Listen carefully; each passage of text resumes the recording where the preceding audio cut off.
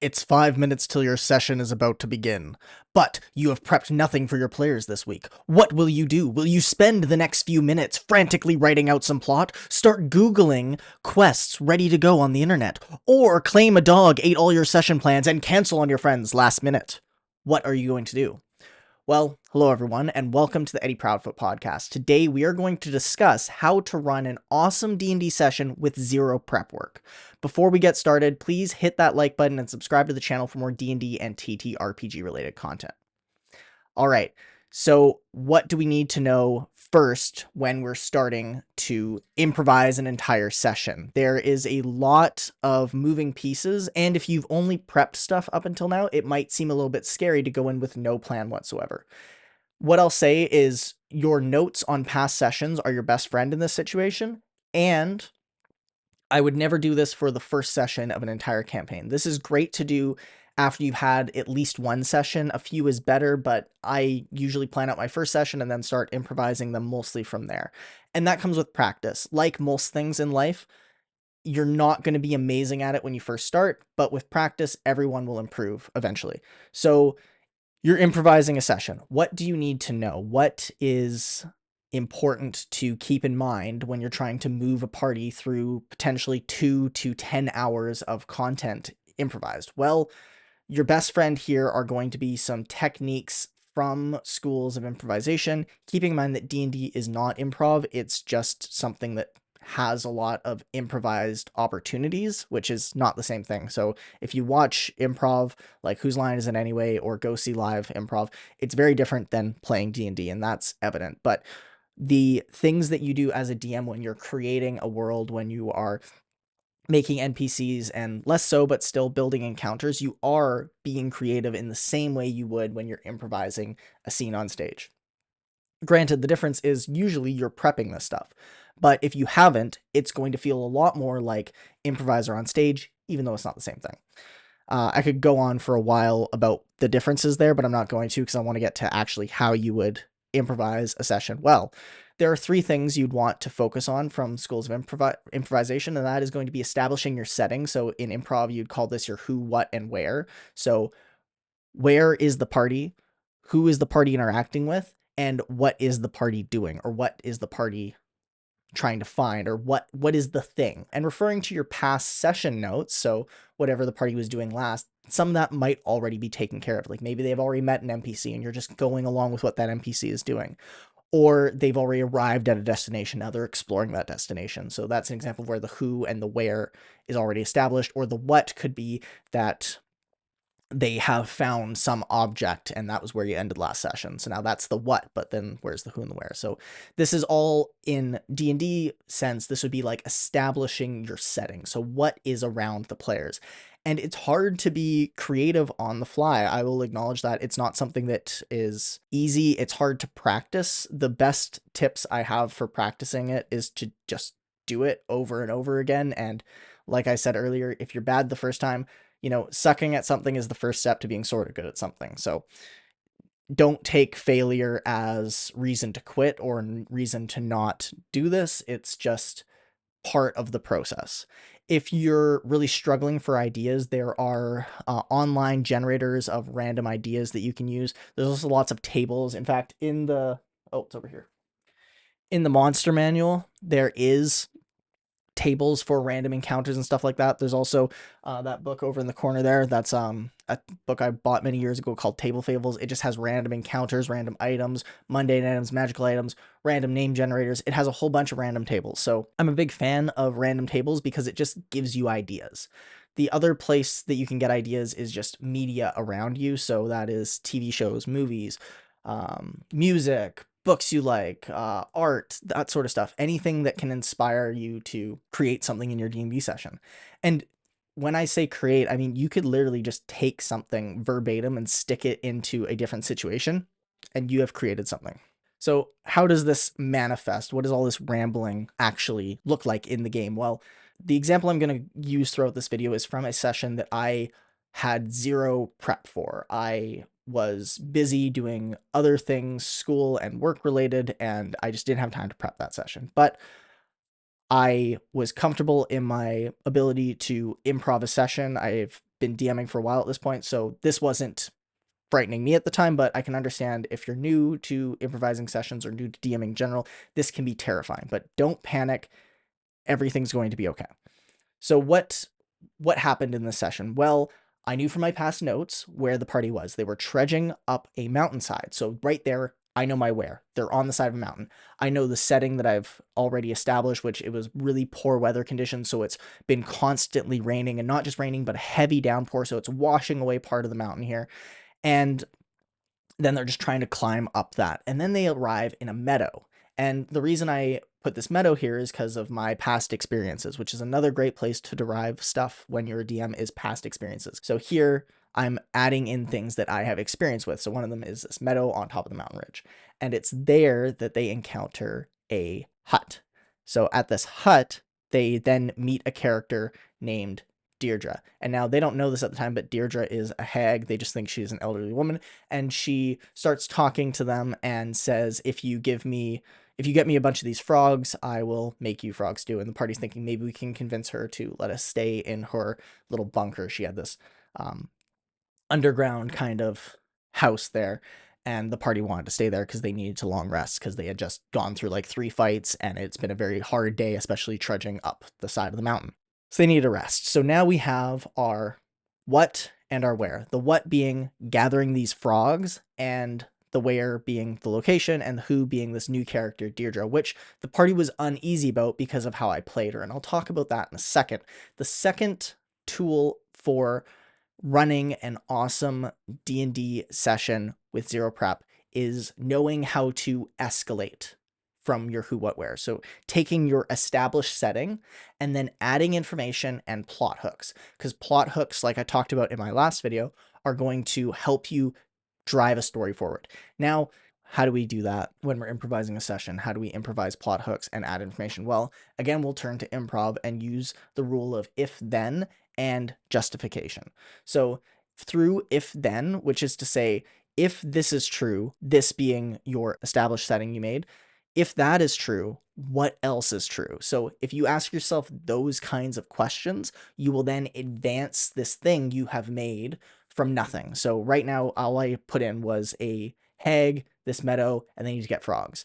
Now I have to start asking myself questions. If this lady, Deardrha, lives underground, what's her house look like? If she's making frog stew, what sort of cooking stuff does she have? What's her kitchen look like? What's the layout of her house? Like, these questions all start coming up. Not only that, but we also get questions about justification. Justification questions kind of like, why is this true? So we've said this is true. There is a hag on the side of a mountain. Why is she here? What's her deal? Why is she offering to make them stew if they get her frogs? What's her motivation? So these are justification questions. So once you have your established who, what, where, you can start saying, if this is true, what else is true, and why is this true? So that is going to, in turn, generate information and also give you opportunities for plot hooks. So I am going to regurgitate some of the dialogue that occurred in that session. I'm going to use this dialogue to show you how I used if-then questions to generate a plot hook and add information. So I'll not do Deardrha's voice, but I've done it in other things if people want to hear what that sounds like. But basically, we had the first PC said, we're looking for a place to rest, hopefully, and then Deardrha cut this player off to say, on the side of a mountain? You want to rest on the side of a mountain? Have you lost your mind? And to which one of my other PCs said, well, you do live here. And then she said, I don't live here. This is my cottage. I'm here for a weekend away. So establishing that this isn't her main house, and now that is going to lead to other questions like, where are her other places? Where is she from? Why did she choose this location? So that's more questions that could come up. And when I say like, why ask yourself these sorts of questions, it's because your party members are probably going to ask NPCs these sorts of questions. So it's important to start thinking about them when you start putting an NPC in front of them that you have just made up on the fly. So after she said this is a cottage and she's here for a weekend away, the other party member, PC number 2, said, for what? Saying like, why are you here? And she said, I'm making stew. I'm making frog moss stew. And then she said, frog moss stew? And then Deardrha replied, yes, it's quite lovely, especially when it's raining. And the PC said, what kinds of frogs? So right there, that's them hooked. I've introduced this thing, the what being frogs for frog moss stew. And then the one PC, because I know the person a little bit, got interested in frogs. And they grabbed onto that hook. And then it led to the party going on a little group check to try and collect as many frogs as they could. I believe Deardrha said something like, It's 2:30 now. Come back at 5 o'clock with 10 frogs. Any less, and I won't talk to you. Any more, and we'll have more stew. and then they did that and they went in and they started talking to Deardrha, but then it opened up a much bigger can of worms. Like I started having to describe what was in her house. So I started thinking, okay, this is a hag. What's her personality like? What's her character? What motivates her? What's her mannerisms? I already kind of had her mannerisms down, and this is perfectly leading into talking about characters. So justifying what the character does is important, and knowing how to answer these if-then questions once we've established our setting. So we've done that who, what, where. We've now escalated things. We've added some plot hooks. Granted, they're just getting frogs to make frog stew. This is very low stakes. This is small potatoes kind of stuff. But it doesn't really matter if it's low stakes or high stakes. What matters is that you and your players are having fun. If everyone at the table is having a good time, nothing else really matters. That's what D&D is about. If anyone is not having a good time, then, you might want to readjust course or check in or figure out what's missing. But if everyone's having a good time, you're doing it right. Okay, the third important thing when learning how to run an awesome D&D session with zero prep work is making a character. So in this example, I have this character, Deardrha, and she was quite a character. Developing the NPC is a art, and it's something like improv you'll get better with time. And in improv, we would call this character work. Now, I'm by no means suggesting that you have to do voices for all your characters and be a perfect theatrical performer. You just need to convey mannerisms, motivation, and some semblance of personality. A lot of people think they have to do an accent for mannerisms to come out, but mannerisms can be just the way a word is said, the inflection or the tone of their voice, the volume of their voice. These are all things that you can kind of play around with. And if you don't feel confident in doing that at all, describe how they are. Say what the NPC says or describe what they say in a meta sense, and then describe their mannerisms. Because at the end of the day, you don't need to be a performer to be a DM. You just need to run the game. And part of running the game is running NPCs, but you don't have to act them out. You can simply say what they say and tell the players how they say it. Okay, so character. How do you develop a character? Well, thinking about these three things. So her mannerisms, I don't think I really conveyed. I just described her character and how she carried herself. So that's a very effective way to get across personality and mannerisms a little bit. I find it easier for me personally to do mannerisms rather than describe them, because it also makes it so your players have to pick up on what you're laying down. Granted, if you're doing D&D online, it might be a little bit harder to get all of the mannerisms across in just a video format, but do your best if you choose to go down that route, and then you can also describe stuff. So for Deardrha, her mannerisms were all based off of a mischievous hag mixed with the Monty Python character that I was ripping off from Life of Brian, which was that mother. So she kind of had like these longing moments like that character does in the movie, and moments where she's being really sweet and melancholy almost, and then also just abrasive moments where she's treating her son with a certain type of love, like a tough love, one might say. And that was her character. So that was her personality and her mannerisms. But what were her motivations? Well, her motivations kind of came through a lot later in sessions down the road. So motivations are something you as a DM should think about when you start introducing an NPC. You don't have to completely flesh them out at the beginning. You might think that you should, and you might feel like it's cheating if you don't. But remember, rule number one of any RPG: everyone at the table should be having fun. If your players are still having fun and you didn't decide an NPC's motive till after their third or fourth interaction with the party, that's fine. As long as it didn't hurt the fun being had at the table and your players didn't get a sour taste in their mouth because of it. Also, you don't have to tell people that, that's something you can just keep to yourself. If you're DMing, there are things that you don't tell the party, so you can tell them as much or as little about your planning post-mortem if you would like to.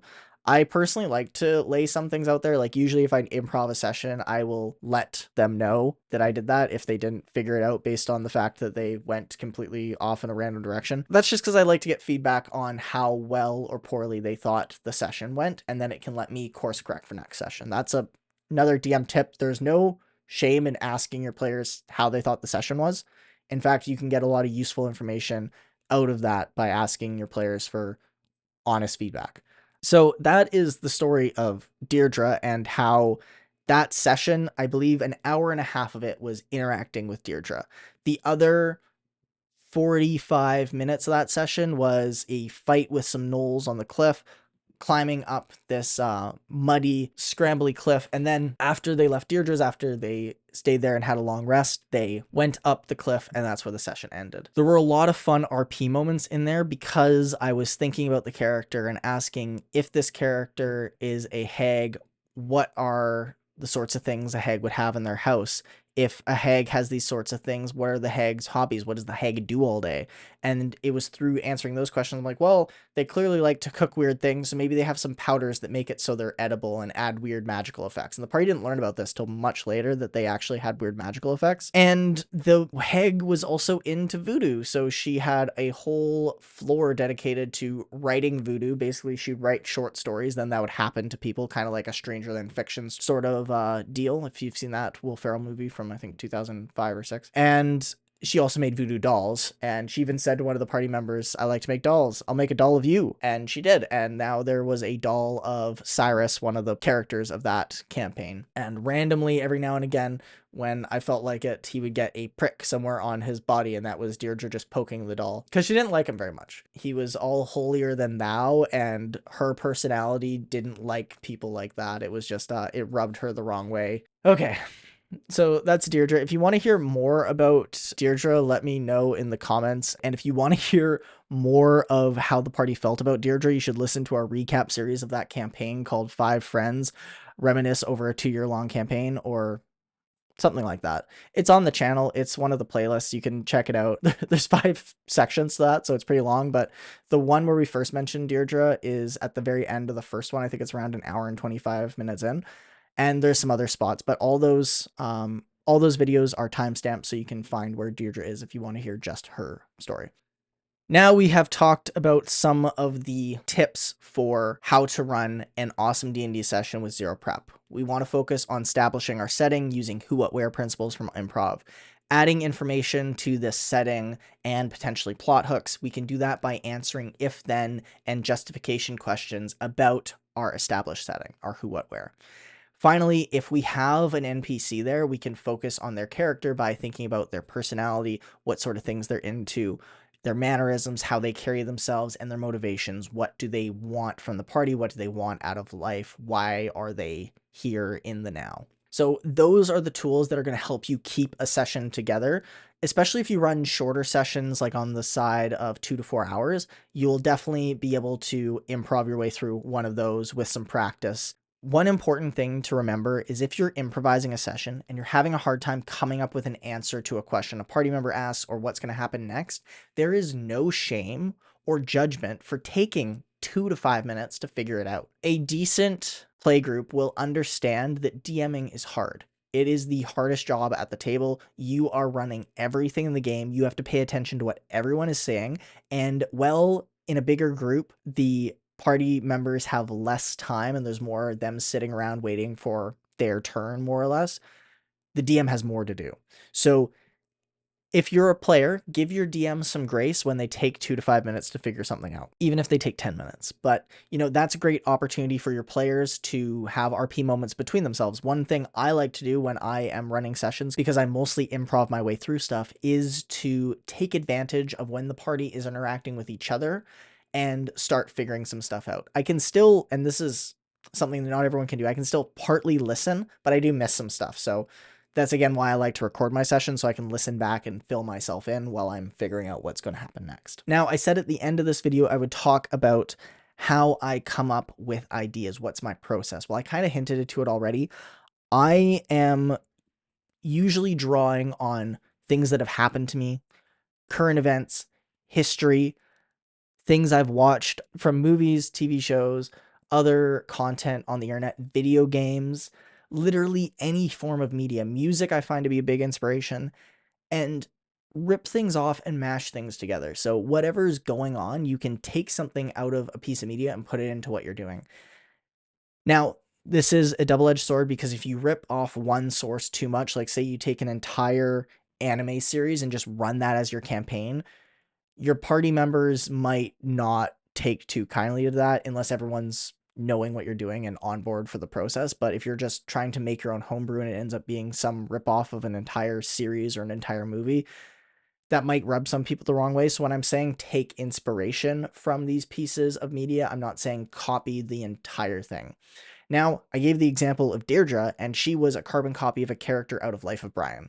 But I made that character a hag, and I put her in a completely different setting where she wasn't the mother of Brian, but she ended up being a mother to a lot of hags, and they discovered a lot about her later on, that she had stolen a lot of babies and made a lot of people into hags. Because the way hags work in D&D is they steal babies, they eat the babies, and then the babies come out a hag. I think it's actually 7 days later, but I think I made it 13 days because I think when I read it versus when I ran it, I read it and the child was 13 years old when they turned into a hag and they were gestated for a week. But for some reason, I thought it was 13 and 13. And here's the great thing about being a DM. Rule 0 of any RPG is what the DM says goes. And the caveat next to that is what Spider-Man's grandfather told him in the first movie, which is with great power comes great responsibility. So just because you have final say on everything doesn't mean you should be a tyrannical DM and just shut down your players, because rule 1 is that everyone has fun. So they are kind of in tandem. Rule 0 does take precedent over rule 1 somewhat. But if it dominates rule 1, then you have a problem. It should look more like a 51 to 49 leveling in how you prioritize those rules. You have complete domain, you can shut your players down, and you will have to shut your players down at least once. Because, and I'm going to say this, and it's probably going to make some people upset, but players can be a little hard to deal with sometimes. And players, I think, play up that they can ask the DM for whatever. And this is off topic now, but it's one of those tropes where the players just ask the DM for everything and the DM just gets stressed out. And this might be a reason why there's so many people who don't want to DM and there's a DM shortage and so many people who want to play but don't want to DM. Personally, I love DMing, but that's because I like being in charge. And it's a lot of fun to have more creative control for me. And, you know, if I loved it but everyone hated playing with me, I probably wouldn't do it. But that's not been the case for me. I've had the privilege and the blessing to have lots of friends who love to play D&D and love playing in my campaigns. So that's the goal. Make sure everyone's having fun. And if you want to improvise your sessions, make sure you are paying attention when you're consuming media. Pay attention to lyrics from songs, pay attention to the shows and the movies you're watching, pay attention to the games you're playing. There might be some aspect of the story or the characters in there that you want to pull out and put into your game. And you know what? Even if the players know what you're ripping off, it doesn't mean that they're going to hate you for it. In fact, sometimes they love it, because a lot of the players at the table knew exactly where that voice was from and they still loved it. I've also ripped off some things from Zelda games because I really like the Zelda franchise, and my players know what I'm doing and they still love it. So don't be afraid to rip things off, but just take warning of don't rip everything off from one source because that can rub people the wrong way. Okay, that is everything I wanted to say today. If you are curious to see this stuff done in action, well, on September 10th, we're going to start releasing the D&D series that we recorded called As Below So Above. And in that series, you'll see me improvise a lot of sessions. And if you are interested, let me know in the comments and I'll do some commentary on my thought process through some of those sessions, especially the ones that were 100% improvised. Not all of them were, especially the first one that was planned out because I always recommend you plan out your very first session of a campaign, have a good idea for the world, and then answering if-then questions does apply to going between sessions as well. So if you're interested in more topics on improvisation, how it applies to successful DMing, let me know in the comments. If you enjoyed this video, please hit the like button and subscribe to the channel for more D&D and TTRPG related content. If you like the 80 Proudfoot podcast, you can follow us on Instagram, Spotify, or TikTok. And as always, may the gods have mercy on your soul.